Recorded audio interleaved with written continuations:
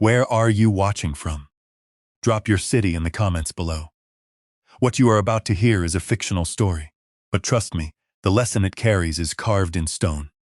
Sometimes, the people who share your blood are the very first ones who will try to bleed you dry. And sometimes, you have to show them exactly why they picked the wrong man to mess with. It was almost 2 in the morning, on a Wednesday, the kind of dead, suffocating hour where the world is perfectly still, but your mind is racing at 100 miles an hour. I was standing in the kitchen of my home in Columbus, Ohio, gripping the edge of the granite countertop so tightly my knuckles had turned completely white. In my right hand, I held a plastic bag from the late-night pharmacy, like it contained something infinitely more powerful than a bottle of children's Tylenol and 2 liters of cherry-flavored Pedialyte. My daughter, Sophie, was 2 years and 8 months old. The afternoon before, the pediatrician had looked at her chest x-rays, his expression tightening before he delivered the diagnosis: severe bilateral pneumonia. Now she was lying on the living room sofa, her small, fragile body wrapped in a thick fleece blanket. Her face was flushed the deep, feverish red that comes from a body desperately fighting a war on the inside. Every breath she took sounded like a tiny, wet rasp, a sound that drove an ice pick of anxiety straight into my chest. My wife, Rachel, sat beside her on the floor.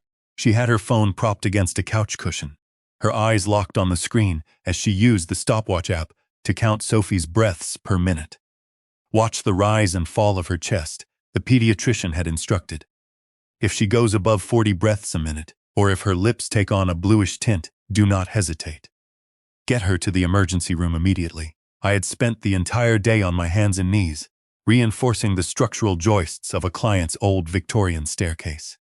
My lower back was screaming at me, a dull, relentless ache that I had learned to ignore over the years. To my family, I was just Daniel the handyman, the blue-collar guy who knew how to swing a hammer, fix a leaky roof, and stay out of the way. What they didn't know, what I had deliberately kept hidden beneath a carefully constructed facade of humility, was my actual background.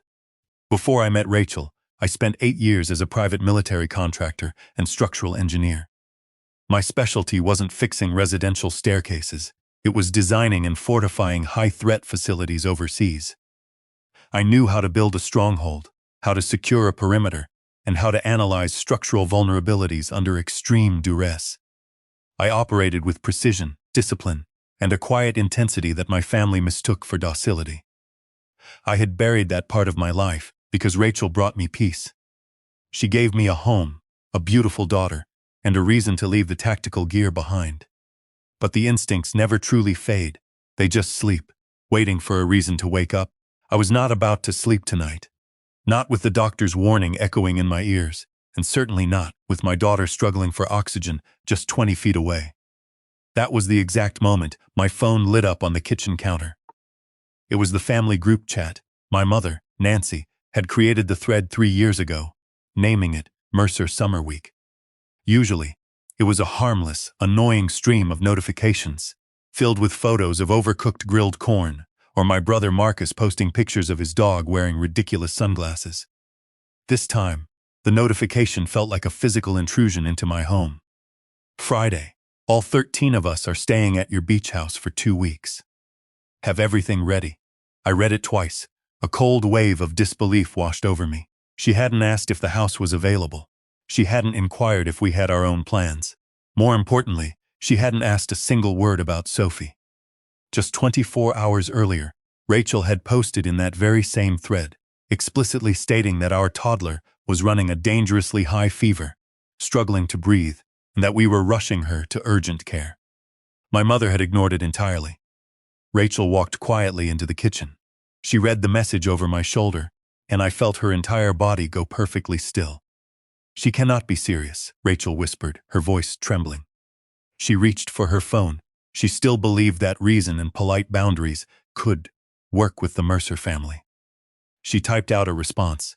"Sophie has pneumonia and needs total quiet. We are monitoring her breathing by the minute. Could everyone please wait until next week? The house is not ready for guests." The reply came fast. Not from my mother, it was from my father. Robert Marcus already took time off work. "Everyone made arrangements. Nothing is changing. We will be there Friday afternoon, Marcus. My older brother, he is 51 years old, drives a fully loaded Chevy Tahoe that he absolutely cannot afford, and walks around with the unearned arrogance of a man who believes the world owes him a favor. He has never, in his entire life, allowed a stranded relative, a financial crisis, or a medical emergency to get in the way of a vacation he had already mentally packed his bags for. My mother added another line, "Don't worry, we'll bring our own groceries. We won't be any trouble to the baby, just make sure the master bedroom is aired out." Not any trouble apparently meant 13 people, 4 chaotic children, 3 vehicles, and 2 large dogs descending like a biblical plague onto a 3-bedroom lakefront property. The beach house wasn't a massive mansion, it was a sanctuary. And it didn't even belong to my family. It originally belonged to Rachel's parents, who signed the deed entirely over to Rachel. Her name was the only one on the title. Over the years, I had rebuilt that house from the ground up, reinforcing the foundation and installing a state-of-the-art security system that nobody knew the true capabilities of. My family had never contributed a single dime, yet my father routinely referred to it as our spot on the lake. Rachel didn't push me, she just looked at my daughter, her eyes red-rimmed, carrying the weight of a mother pushed to her absolute limit. "Daniel," she whispered, "I am not taking her into a house full of 13 loud people. Not like this, I won't do it." I understood exactly what would happen if I caved in. I would become the obedient peacemaker. Rachel would be forced to stay behind in Columbus with a critically sick toddler, while I drove 5 hours north to play host. That was the unwritten contract I had been bound to since childhood. But looking at my wife's tears, something inside me finally snapped. The docile handyman retreated into the shadows, and the tactical engineer stepped forward. I typed one single word and hit send. "Fine." Rachel looked over at me, a flicker of betrayal flashing in her eyes. "Fine? Fine as in they're coming?" "No," I said, my voice dropping an octave, carrying a lethal calmness. "Fine as in I am done arguing. Fine as in they have made a fatal mistake." The guilt usually arrived almost instantly whenever I pushed back against my parents. But tonight, standing in the kitchen, the guilt never came. It was replaced by a clinical, terrifying clarity. Sophie stirred in the living room. Her small hand reached out, finding my index finger. "Daddy, stay," she murmured. Her voice was raspy. "I'm right here, sweetie," I whispered. "Daddy is taking care of it."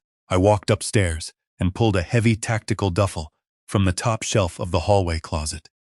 I packed my reinforced steel-toe boots, a high-lumen tactical flashlight, and a customized encrypted tablet I used for running diagnostics on security mainframes.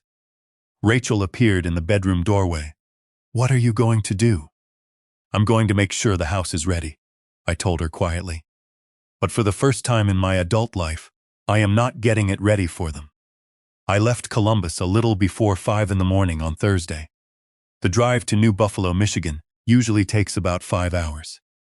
I welcomed the long stretch of highway to methodically review the intel and analyze 20 years of strategic failures on my part. My phone vibrated continuously with messages from the group chat. "Buy the 2% milk, Daniel, not the whole milk," my mother texted. "Clear out the master bedroom closet entirely for your father." Marcus chimed in, "Check the propane on the grill, and listen, my fiancée Chloe is bringing her purebred huskies. Also, I want the boat tied up at the prime dock spot near the house." Chloe, a professional gaslighter who walked into every room like she owned the airspace. She and Marcus were a match made in narcissistic heaven. Not one message asked how Sophie was doing. The financial hemorrhage over the years had been staggering. In 2008, Marcus came up $34,000 short on his mortgage. My father told me, "You're doing well, Daniel. Family helps family." Rachel and I drained our savings account to wire Marcus the money. He never paid back a single cent. In 2016, my parents' garage roof started leaking severely. 3 days before Rachel and I were supposed to fly to Hawaii for our anniversary, my father demanded I cancel the trip to fix his roof. I spent 6 grueling days on that roof, paying for all the materials out of my own pocket. Rachel was right. I had spent years buying a superficial peace with my parents, using my wife's time, my wife's patience, and money that rightfully belonged to my own small family. By the time I hit the Michigan state line, The anger had crystallized into something cold, focused, and absolute. I pulled into the gravel driveway of the New Buffalo property right around 10 in the morning. The air was thick with the threat of an incoming summer storm. Jim, the local security contractor who managed the neighborhood's grid, was already waiting for me. Jim was a former Marine. He had watched 3 generations of the Mercer family stomp in and out of this property every summer. "Jim," I said, stepping out of my truck with my tactical tablet. "We're initiating a full hard lock protocol, total perimeter denial." Jim raised an eyebrow. "Family trouble, Dan." "Family boundary," I corrected, my voice devoid of emotion. "And this time, it's enforced with titanium." "Understood," Jim replied, pulling his heavy tool belt from the back of his van. "You want me to wipe the existing guest directory?" "I want you to obliterate it," I said, plugging my encrypted tablet directly into the hidden access port concealed behind the main circuit breaker. "Kill every old guest code completely. I want a new randomized cryptographic sequence on the front door. Separate digital lockout for the garage, the boat dock, and the back deck. And I want to run a full diagnostic on the high-definition doorbell camera and the perimeter motion sensors. Over the past 3 years, under the guise of doing some wiring upgrades, I had quietly installed a commercial-grade security network throughout the property. It featured reinforced steel strike plates in the door frames, shatterproof polycarbonate window films on the ground floor, and a discrete, high-definition camera system that covered every possible angle of approach. My family had no idea the keypad on the front door was a military-grade biometric and alphanumeric system tied directly to a dedicated server. "They're going to lose their minds, Dan," Jim muttered as his fingers flew across his keyboard, overriding the old permissions. "Marcus was bragging last week about hosting a massive blowout bash here this weekend." "Marcus is about to hit a brick wall," I replied. I watched as the names of my family members were systematically deleted from the access registry. With a final keystroke, I isolated the network. Now, the only 2 access tokens remaining on the planet belonged to my biometric signature and Rachel's phone. While Jim finished calibrating the exterior sensors, I operated with the focused efficiency of a tactical sweep inside. I cleared out anything perishable from the refrigerator. I hauled the heavy porch furniture into the garage and engaged the reinforced deadbolts. The sky outside was turning a bruised, violent purple, signaling the heavy storm that was about to hit. I closed the heavy blackout curtains, plunging the house into shadows, and set the thermostat to a low-power hibernation setting. Before I left, I took a heavy black marker and a single sheet of heavy-duty laminate paper. I wrote 5 words in block, undeniable letters. "House, close no Kestalid." I taped it securely to the inside of the front window, facing outward toward the driveway. My phone began to ring just as I was engaging the final exterior lock. The caller ID flashed my father's name, Robert Mercer. I tapped the green button and raised the phone to my ear. "Daniel," my father's voice boomed, sharp and authoritative. He didn't ask how his critically ill granddaughter was doing. "Did you stock the deep freezer with the steaks Marcus requested? And tell me you fixed the air conditioning in the master suite." I took a slow, deep breath. "The house is secured, Robert. There are no steaks. The air conditioning is off. The property will not have any guests this week." There was a long, heavy pause on the other end of the line. When he finally spoke, his tone dropped into a menacing, patriarchal growl. "You do not get to embarrass your mother like this," he snapped. "We have people coming. Marcus's fiancée's family is driving up. You will unlock those doors right now." "Daniel," I felt the old reflex twitch in my chest, the ingrained urge to cower. I instinctively looked toward the front window, and my eyes locked onto the little wooden rocking chair Rachel had bought for Sophie last summer. The reflex died instantly. The soldier took over. "This isn't about Mom being embarrassed," I said, my voice eerily calm. "My little girl is fighting for her life with severe pneumonia. A 2-year-old child is sick. Families adjust." He shouted back, "That's what I'm doing." "You are being selfish." "No," I replied, the words slicing through the air like a blade. "I am establishing a perimeter. The conversation is over." I hung up the phone. The shaking in my hand wasn't fear. It was the adrenaline of a dormant predator finally being unleashed. I climbed back into my truck, and initiated the drive down toward Fort Wayne, Indiana, where Rachel and Sophie were staying at my in-laws' quiet, secure home. About 40 miles down the interstate, a notification popped up on my dashboard display from the Mercer family group chat. My mother had just sent a complete, meticulously color-coded room assignment list for all 13 people. It was as if nothing I had said had even registered. They lived in a delusion so absolute that my explicit denial was treated as a minor glitch in their itinerary. Sitting in my truck at a rest stop off I-69, watching the rain begin to streak down the windshield, I opened the Security Master app on my encrypted tablet. I executed the final command, permanently deleting every shadow profile, every backdoor code, and every lingering trace of the Mercer family's access to the property. A green notification flashed across the screen. All guest access terminated, system secure. For the first time since that initial text message hit the group chat 2 nights earlier, the profound quiet radiating from that beach house felt like victory. By Friday afternoon, I was safely in Fort Wayne. The brutal fever that had been ravaging Sophie's tiny body for 3 days had finally started to break overnight. Rachel was sitting on the edge of the guest bed, gently rubbing Sophie's back, while I stood in the kitchen, helping my mother-in-law systematically chop vegetables for a massive pot of chicken soup. At exactly 3:17 in the afternoon, my encrypted tablet buzzed aggressively against the granite countertop. A high-priority motion alert flashed across the screen from the primary doorbell camera at the beach house. I set down the chef's knife, wiped my hands on a towel, and opened the live feed. There they were, an armada of entitlement pulling aggressively into the gravel driveway. First came Marcus in his oversized, obnoxiously polished Chevy Tahoe. Right behind him, my parents pulled in driving Robert's Buick Enclave. Rounding out the convoy was a cousin's massive SUV, illegally towing a rusted little utility trailer packed to the brim with beach chairs and massive coolers. Over the next 5 minutes, I watched in high-definition silence as 13 people spilled out of the vehicles. It was absolute chaos. Chloe, Marcus's fiancée, emerged from the Tahoe holding the leashes of 2 massive, visibly untrained huskies that were already barking aggressively and digging up Rachel's carefully planted hydrangeas. At first, they assumed the keypad was just glitching. I zoomed in on the camera feed to see Marcus confidently striding up to the reinforced front door. He punched in his old access code with an arrogant flourish, grabbed the heavy brass handle, and yanked. The door didn't budge, the military-grade deadbolt held firm. Marcus frowned, punching the code in a second time. Again, the system flashed a harsh red light. He tried a third time, practically slamming his fist into the keypad. Nothing. My mother pulled out her phone, her face twisting into a mask of confused panic. My father began pacing the perimeter of the house like a frustrated general, yanking on window frames.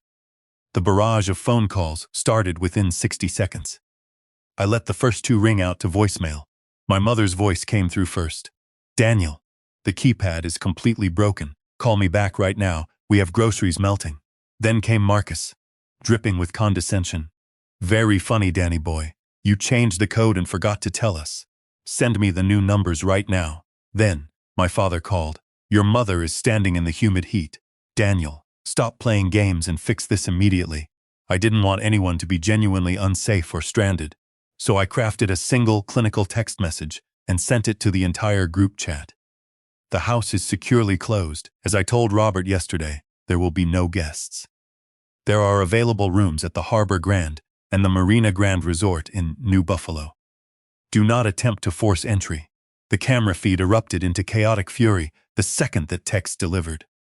I watched Marcus stare at his phone, his face turning a deep, volatile shade of purple. He screamed something at my father, pointing aggressively at the house. Then, Marcus made his fatal mistake, driven by pure, unfiltered rage and decades of unchecked entitlement. Marcus marched back to his Tahoe and pulled a heavy, solid steel lug wrench from the trunk. He stormed back up onto the front porch. He was going to smash the glass panel beside the door, reach his arm through, and manually throw the deadbolt. He thought it was standard residential glass. He gripped the wrench, reared back, and swung it with all his might directly at the center of the window pane. He didn't know, I had installed quarter-inch polycarbonate ballistic film over every ground floor window. The heavy steel wrench struck the reinforced surface with a sickening thud. Instead of shattering into a million pieces, the window absorbed the kinetic energy and violently rebounded. The wrench bounced back with immense force. The heavy steel handle whipped around and caught Marcus squarely in the jaw. Crack. Even without audio, the impact looked devastating. Marcus dropped the wrench and staggered backward, clutching his face, his eyes wide with absolute, speechless shock. He stumbled off the porch, blood beginning to trickle from his lip, staring at the intact window as if it possessed dark magic. Before the family could fully comprehend the physics of Marcus's failure, Howard walked into the frame. Howard was our neighbor across the private road, a retired master mechanic and former Marine. He didn't do neighborhood gossip, and he absolutely despised family drama. But when 13 people, 3 oversized vehicles, and 2 howling dogs completely blocked the narrow road, Howard figured it was time to intervene. I turned on the camera's external microphone, just in time to catch the confrontation. "You folks got a problem?" Howard asked, his voice calm, slow, and carrying the unmistakable weight of a man who owned multiple firearms. Marcus, still holding his bruised, bleeding jaw, glared at the older man. "Do you have a spare key to this place?" My idiot brother changed the lock. "I don't," Howard replied flatly, crossing his thick, tattooed arms over his chest. "Daniel initiated a hard lockdown yesterday." He wiped the access board. My mother stepped forward. "Sir, this is our family vacation home. Daniel is just throwing a temper tantrum. We have a right to be here." Howard looked at my mother, his expression completely blank. He delivered the correction with surgical precision. "No, ma'am, this is Rachel's house. Her parents signed the deed over exclusively to her years ago. Daniel doesn't own it, and frankly, neither do you." The absolute silence that fell over the driveway was profound. I could see the color completely drain from Marcus's face. My mother stood frozen. It was a fact that nobody in the Mercer family had ever dared to say out loud, utterly destroying the foundational myth of our spot on the lake. "Daniel locked this place down because his little girl is fighting for her life with pneumonia," Howard added. "I figured you folks already knew that, seeing as your family and all. Nobody in that driveway wanted to admit on camera that they knew about Sophie and had shown up anyway." The humiliation was absolute. In the middle of the deafening silence, one of Chloe's massive huskies suddenly lunged forward, violently knocking over a massive Yeti cooler. A cascade of ice cubes, expensive craft beer, and a rapidly defrosting package of gourmet burgers went skidding across the wet gravel. As my father scrambled to save the meat, my cousin's young son looked up at Marcus and asked loudly, perfectly captured by the microphone, "Uncle Marcus, I thought you said this was our house?" Marcus, bleeding, humiliated, and locked out of a fortress he couldn't breach, had absolutely no answer. Left entirely speechless, he turned his back to the camera, utterly defeated. I smiled a cold, hard smile, tapped the screen, and deactivated the live feed. Back in the guest bedroom in Fort Wayne, Rachel walked in carrying a steaming mug of tea. She glanced at the tablet resting on the nightstand, noting the deactivated camera feed. "Do you want to call any of them back?" she asked softly. "Part of me wants to," I admitted, rubbing the back of my neck. She gently reminded me that Sophie had finally fallen into a deep, restorative sleep. The silence in the house was a fragile, hard-won blessing.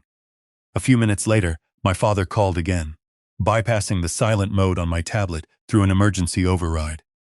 The harsh ringtone startled Sophie awake. She immediately started crying, a thin, exhausted wail that broke something deep inside my chest. Sophie pressed her hot, tear-stained face into my shirt. "No loud people, Daddy," she murmured. I turned the tablet off entirely. The physical locks had been the easy part. The real war was just beginning. That night, Marcus weaponized his humiliation. He took to Facebook, posting a lengthy, highly dramatized status update to the extended family group. My brother locked our elderly parents, several young children, and my fiancée out of the family beach house in the middle of a massive storm after we drove 5 hours. He changed the locks, without warning. I guess some people forget where they came from when they marry into a little bit of money. There was absolutely no mention of Sophie's severe pneumonia. He painted himself as the victimized family man, and me as the tyrannical, ungrateful traitor. Within an hour, relatives were bombarding my phone. An aunt left a voicemail asking, "Couldn't you have handled this differently, Daniel?" Somebody else commented on the post, calling me cruel. I sat in the dark, seriously considering reopening the house, just to make the relentless noise stop. Rachel saw the glow of the screen illuminating my frustrated face. She reached into her heavy overnight bag and pulled out a thick battered blue binder I hadn't seen in nearly 5 years. "You keep remembering what they supposedly need, Daniel," she said quietly, dropping the heavy binder onto my lap. I kept remembering exactly what it cost us. Inside were meticulously organized bank statements, scanned copies of canceled checks, highlighted receipts, and printed screenshots of old text messages asking for emergency loans. It was a comprehensive financial dossier tracking every single dollar I had ever sent my family's way over the past 2 decades. We went through it together. The total was staggering. It came to roughly $226,400. That was cash, building materials, direct emergency expenses, and paid debts. And that massive figure didn't even account for the thousands of unpaid hours of highly skilled manual labor I had provided with a toolbox in my hand. But my analytical mind noticed something else. Looking at Marcus's recent demands, something felt structurally off. I pulled out my encrypted laptop and spent 3 hours utilizing back-channel investigative tools. What I found made the blood run cold in my veins. Marcus wasn't just broke, he was completely drowning. He had defaulted on 2 massive high-interest loans. His Tahoe was weeks away from repossession, and he was secretly facing a crippling lawsuit from a former business partner he had defrauded. But the most damning piece of intel was a series of emails he had carelessly sent from an unsecured server. Marcus had scheduled a meeting in New Buffalo for that exact Saturday morning with a shady private equity lender. He was planning to use the beach house as collateral to secure a massive high-risk bridge loan to save his own skin. He had intended to forge Rachel's signature while physically occupying the property. His fatal mistake wasn't just trying to smash the window. His fatal mistake was assuming the quiet handyman brother wouldn't uncover his desperate, illegal financial shell game. "He wasn't going up there for a vacation," I whispered, turning the laptop screen toward Rachel. "He was going up there to steal your house out from under you." Rachel's eyes widened in absolute horror, rapidly morphing into pure fury. "He was going to commit fraud, yes," I said, closing the laptop with a decisive snap. The guilt was completely gone now. That evening, I sent one final message to the main family group chat. "We are having a mandatory family meeting 3 weeks from Saturday at my house in Columbus. I will explain everything once. After that, the new operating procedures are final." My father replied almost instantly, "Good. You owe your mother and your brother a massive public apology." He actually thought of inviting them over to surrender. 3 weeks later, the atmosphere in my Columbus home was a study in profound contrasts. Sophie was practically vibrating with chaotic toddler energy, completely back to her old self. Watching her run, her lungs clear, made everything that was about to happen significantly easier. The family meeting was scheduled for a Saturday afternoon. Nobody showed up expecting a casual family cookout. They showed up dressed for a surrender ceremony. Marcus arrived first, his arrogant smirk plastered across his face. The bruise on his jaw from the rebounding steel wrench had faded to a sickly yellow. My father bypassed the cooler of drinks, marched directly to the patio table, and got right down to business. "Before anyone eats," Robert announced loudly, "your mother deserves to hear what you have to say. Daniel, you humiliated this family. Begin your apology." I didn't argue. I didn't raise my voice. I simply walked around the table and set a small stack of papers next to every single adult. I placed the massive blue binder directly in the center of the table. It landed with a heavy thud. "I am not asking anyone to pay a single dime back," I said, my voice carrying the resonant frequency of a commanding officer. "I just want it said out loud, on the record, with the hard numbers attached." I read from the ledger, $34,000 for Marcus' house deposit in 2008, $11,800 in emergency mortgage payments, $16,200 $200 in medical and dental deductibles for Nancy. $27,500 in raw materials on Robert's house. And almost $50,000 in groceries, utilities, and cleaning fees tied directly to Rachel's beach house. The grand total is $226,400 over 20 years. The silence in the backyard was absolute. Marcus scoffed. You're treating your own flesh and blood like a corporate business transaction. Danny, that's pathetic. No, Marcus, I replied. A business would have sent you an invoice. A business would have charged you interest. I never did. He pushed back harder. That house has been used by the whole family for years. Mom kept her linens there. Rachel stood up from her chair. Using something for years does not make it yours, Marcus. She dropped a printed text message directly in front of him. Tell Rachel to clear her stuff out of the master closet before we arrive. Why was I supposed to clear my personal belongings out of a house that my own parents gave exclusively to me? Rachel asked, her eyes burning. He didn't have an answer. I told you I wanted that Facebook post taken down, I said to Marcus. Because tonight, I am posting the group chat directly underneath it. The thread where Rachel begged you to wait because Sophie had severe pneumonia. My aunt looked sharply at Marcus. You left that part out of your post. You didn't mention the baby was sick. My father stood up, pointing a trembling finger at my chest. After everything we did for you. We put a roof over your head. This is how you treat us. You raised me, not backing down. But that biological fact does not give you a lifetime claim on my wife's property, our bank account, or my labor. Marcus violently kicked his chair back. You think you hold all the cards just because you changed a lock? I hold the cards, I said, dropping to a dangerous whisper, because I know about the meeting you scheduled with Vanguard Private Equity in New Buffalo for last Saturday morning. The color drained from Marcus's face so fast I thought he might pass out. I know you defaulted on your loans, I continued relentlessly. I know the Tahoe is being repossessed, and I know you were planning to use the chaos of 13 people to try and illegally leverage Rachel's property as collateral for a high-risk bridge loan. My parents stared at Marcus in absolute horrified disbelief. Cornered and humiliated, Marcus lunged across the patio table, swinging a wild right hook aimed directly at my face. He expected the docile handyman, he got the military contractor. Before his fist could cross the table, my muscle memory took over. I stepped inside his arc, deflected his strike with my left forearm, and drove the palm of my right hand squarely into his chest. The force sent him crashing backward over the lawn chair, sprawling into the grass. He scrambled backward, gasping for air. One fatal mistake, Marcus, I said, standing over him with lethal calm. Do not ever raise your hand to me in my own home. I turned to my speechless parents. The new rules are active immediately. Nobody uses the beach house without explicit written invitation from Rachel. There are no more informal loans. This meeting is over. Marcus deleted the Facebook post right there at the table.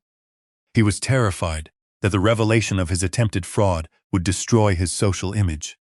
He scrambled to his feet and left without a word. My father turned and looked at me bitterly. You tore this family apart today, Daniel. No, Robert, I replied. I just stopped pretending that it wasn't already broken. Marcus didn't speak to me for almost 6 months after that. But what I noticed was how significantly lighter the rest of our lives felt. The financial hemorrhage was staunched. Money stayed in our savings account. My relationship with my parents didn't heal in a cinematic way, and my father never apologized. However, my mother began to send stiff, careful text messages. When my father's Buick broke down, I gave him a mechanic's number instead of driving over. He handled it himself. About 6 months later, my mother called. Would it be all right? She hesitated. If your father and I came by Sunday afternoon to see Sophie. It wasn't a profound apology, but it was the very first time she had actually asked. Sunday from 2 to 5 works, I told her smoothly. The following spring, Rachel, Sophie and I drove back to the beach house. Sophie ran straight down to the shoreline with a yellow bucket, acting like she owned the place. It was her legacy, protected and secured. I walked up to the front door and checked the heavy biometric lock.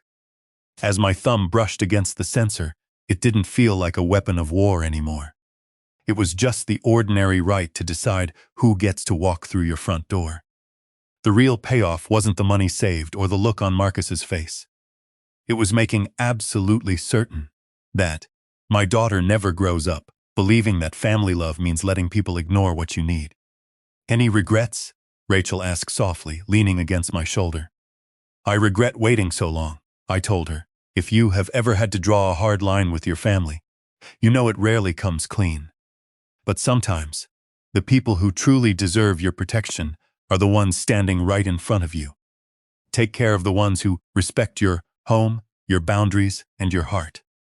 And to the rest, let them stand outside in the storm. Thank you for watching. Hit that like button and subscribe for more. Remember, don't let greed trap you. I'll see you in the next one.